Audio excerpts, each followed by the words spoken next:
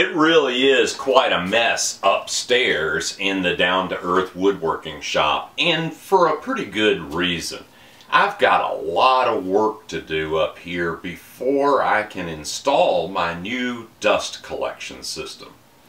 From the very beginning, when I started putting this shop together, I envisioned a centralized dust collection system upstairs piped down to my machinery downstairs. But unfortunately, my emphasis early on was just in getting the shop set up downstairs, getting my machines installed and getting back to woodworking. The upstairs kind of took a back seat. Well, I did some stuff. I insulated between the roof rafter cavities and I put some sheathing over that. I hung up some temporary fluorescent lights just so I could see to do some sharpening up here. But there's a lot of work to be done. It was never really finished to the same level as downstairs. And I better get going on this because my new dust collection system is being delivered next week.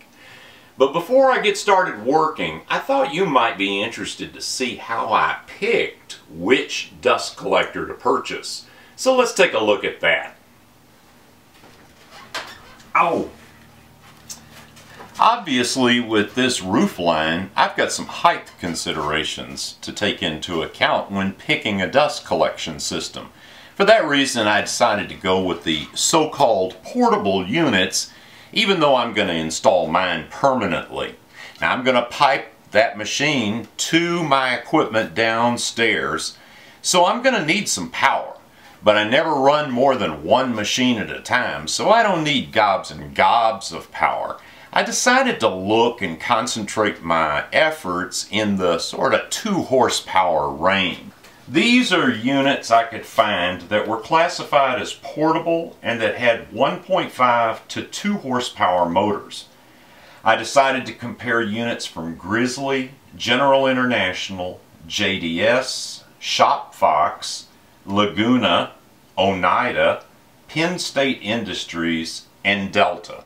Now, one of the decisions that I made early on in trying to select which dust collector to purchase was that I was going to completely ignore any reviews that had been done in any magazines. And there's a reason for that. Certainly those reviews are enjoyable to read, but sometimes to a professional reviewer, they pick out certain specifications and features that they consider to be critically important.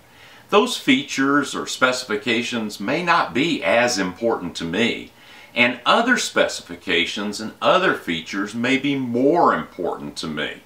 So for that reason, I came up with a system of quantifying those aspects of a piece of equipment that are important in my shop and a way to score on that basis. I decided to compare dust collectors in 11 categories and assign an importance weighting to each of those categories. For example, this is the area, believe it or not, where I'm going to install my new dust collector. Obviously, I've got a lot of stuff to move around and clear out to make space for this thing. But the considerations are very heavily weighted towards height, critically important up here, and then less important but still very important is the overall footprint. And then still less important but still important is the overall weight of the machine, because we are, after all, upstairs. As you can see, I gave an importance rating or weighting of 3 to the height of the machine. I gave a weighting of 1.5 to the footprint of the machine, and a weighting of 1 to the weight. Of course, I gave a high importance weighting of 3 to the machine's performance. So exactly how does this weighting system work? First, let's look at how the scoring was done. In each of the 11 categories I compared, the data and specifications for each dust collection system was plotted on a spreadsheet. And then each dust collection system was scored either first, second, third, fourth, and so on until all the places were determined for that category. Then that placement, first, second, fifth, seventh, whatever, was multiplied times the weighting for that particular category to arrive at a final score for that parameter. Then the scores were added up and the low score was the winner. So how does that work, the low score being the winner? Well, here's an example.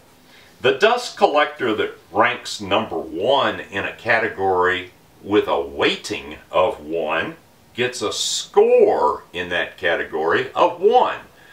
1 times 1 is 1. The dust collector that ranked 7th in that category gets a total score of 7. Note that in a category with an importance rating of 1, such as that example, the difference between the machine ranked number 1 and the machine ranked number 7 is 6. 1 from 7 is 6. But now look at this next example. Same situation, but now the importance weighting is 3, a very important category. Note how the number 1 ranked machine in that category gets a final score of 3. First place times the weighting of 3 equals 3. But now look at the 7th ranked machine. 7 times 3 is 21. And the difference between 21 and 3 is 18 points. So you can see that by weighting that particular category higher, the spread between the machine ranked number 1 and the machine ranked number 7 is much greater. So you can also see how the lower score is better and the difference in scores is weighted towards the categories that are most important to me. So how did all these machines stack up? Well, let's take a look. As you can see, based on the height alone, the Grizzly unit came in first, the JDS unit came in second, and the General International machine was third. Footprint was a bit different. In this category, the Penn State unit came in first and the Grizzly unit came in second. And while the weight of the unit was not my most important criteria, it's still important. And the Shop Fox was number 1 in that category, being the lightest of all the machines. The JDS was the heaviest, earning it a number 7 rank. Now you may note that where there was no information provided by the manufacturer or where that information could not be located, that really impacted the score. Alright, I'm downstairs in the shop now, and this is just about where the main trunk line pipe for the dust collector is going to come through the ceiling and down the wall. I'm going to terminate it at the bottom with a floor sweep, and I'll have a couple of branches off to the side where I can connect some mobile machinery. I'm also going to run a line around the ceiling over to my miter saw, and I'm going to put a couple of drop-down lines out in the middle of the shop for machines that vent out the top. Obviously, with this duct work, I'm going to need some pretty high performance, so let's see how they stacked up. As you can see, based on the compiled performance parameters for these 2 horsepower portable units, the JDS, the Laguna, and the Oneida came in 1, 2, and 3 respectively. The JDS, Laguna, and Oneida units also tied for first place in decibel sound levels produced. The Oneida unit came in number 1 in filtration, the Penn State unit came in number 2, and Shop Fox came in number 3. Obviously, if I'm all the way over here at the miter saw and need to turn on my dust collector, I'm going to need a remote control that works at a pretty good distance and that can shoot through the ceiling and get to the dust collector upstairs. The JDS Shop Fox and Oneida all tied for a #1 ranking in this category because their remotes are radio frequency units, and importantly, they include the remote with their machine at no additional charge. Another important category of criteria in selecting a dust collection system is the collection drum itself. Now, most manufacturers have gone to steel drums, but I made that part of the criteria. The other thing is size. The bigger the drum, the less often you have to empty it, so I made size part of the criteria. I would also like to have a drum that's on wheels, just so it's easier to move around in the shop. As you can see, JDS and Oneida tied for the best overall drum setup. The next thing I looked at in trying to choose a dust collector was the individual features that a unit might have. This was a tough one. Oneida deserves a ton of credit for some patented, very innovative features that they've brought to dust collection. One is a strobe light that lets you know when your dust bucket is about full. Pretty nifty. Unfortunately, since my system's going to be upstairs, I probably wouldn't really be able to see the strobe light. They have another feature called flame guard protection. I'm not sure exactly what that is or how it works, but it sure sounds cool, and it sounds like it's probably pretty safe. So, unquestionably, Oneida gets a #1 ranking for features. Actually, no one else really has any innovative features in dust collection except for JDS. They came up with a little automatic timed motor that turns a flapper inside the filter that knocks the dust off whenever you turn the dust collecting machine off. I had to give them second place in the feature set category just for possibly saving me a few trips upstairs. Another thing I looked at was the quality and completeness of the information that manufacturers provide about their equipment online. For people like me who have to shop and do our research comparisons online, this is very, very important. And hands down, running away with it, Grizzly came in #1 in this category. Their information is not only complete and accurate and expansive, but it's a model that other manufacturers should follow. Another thing that manufacturers have thankfully started to do is to supply their instruction manuals online for download as a PDF or for viewing online. This is great because as you're trying to decide which piece of equipment to pick, you can look at the directions and see kind of what you're setting yourself up for in assembly and setup time on a new piece of equipment. That's a great feature. Unfortunately, JDS didn't include their instruction manual online, and they lost some points for that.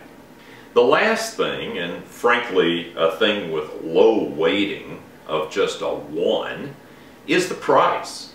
And it's not that money isn't important. In fact, it's probably because money is so important that the emphasis for me was on getting the right unit, the best unit for my specific application and for my unique needs. Because in the long run, getting the right unit will be more cost effective than just buying the cheapest unit. But as you can see, looking at the cost, the Penn State unit came out best on price, and the JDS and the Oneida units were the costliest. So after ranking all of these machines in the 11 categories and then applying the weighting factor to those rankings, who won? Well, drum roll please, the winner is the JDS 2100 CKV. With a cumulative low score of 52.5, it beat out all the rest. Now all these units are good, and you might pick a different unit because some different factors or features are more important in your weighting of the categories of specifications that you're looking at. So don't just go by what I looked at, do it yourself. And it's really quite easy to do. In fact, I'll send you the template that I used in comparing these machines. If you just drop me an email, it's in an Excel format, and I'll shoot it back to you via return email. Well, time's a-wasting, and I've got a lot of work to do to get ready for this machine delivery next week, so I better get going. In the next video, I'll show you some of the trials and tribulations of getting the space ready for this unit, and then we'll start unboxing and putting the unit together. Thanks for watching. See you in the next video.